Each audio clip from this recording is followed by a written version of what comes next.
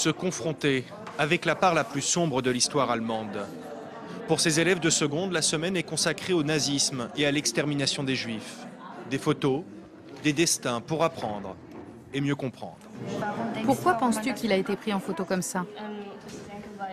Je pense que c'est pour montrer que les soldats avaient tous les pouvoirs. Pour beaucoup, ce n'est pas une découverte.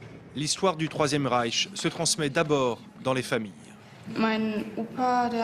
Mon grand-père était soldat. C'était il y a longtemps. Et ma grand-mère connaissait une juive qui a disparu d'un coup.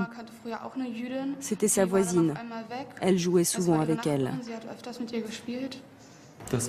C'est notre histoire. Et elle est très particulière parce que cela s'est produit juste ici.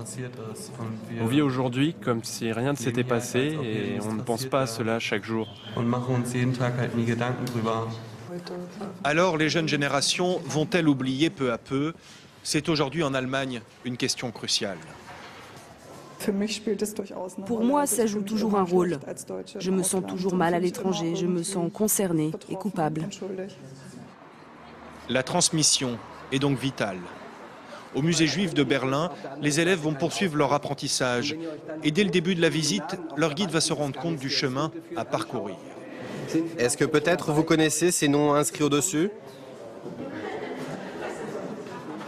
Ils ne connaissent aucun des noms des camps de concentration nazis.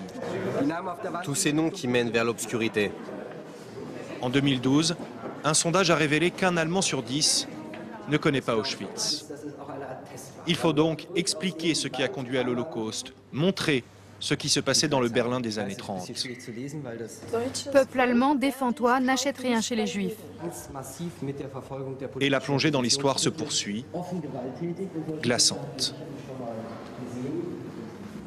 Les Allemands doivent avoir conscience de tout ça pour qu'ils puissent dire « Attention, c'est déjà arrivé, il ne faut pas que ça se reproduise ». Cela fait du mal. C'est la honte de l'histoire allemande. À peine adultes, doivent-ils donc se sentir coupables de ce qui s'est passé il y a plus de 70 ans?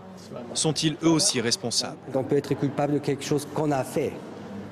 Si on n'a pas fait, on ne peut pas être coupable, mais on doit être responsable. Et je crois que ce soit beaucoup plus important que les jeunes soient responsables de l'histoire pour le futur. Et cela s'entretient presque tous les jours dans tous les lycées d'Allemagne. Des sites comme le musée juif de Berlin accueillent d'ailleurs en majorité des groupes scolaires.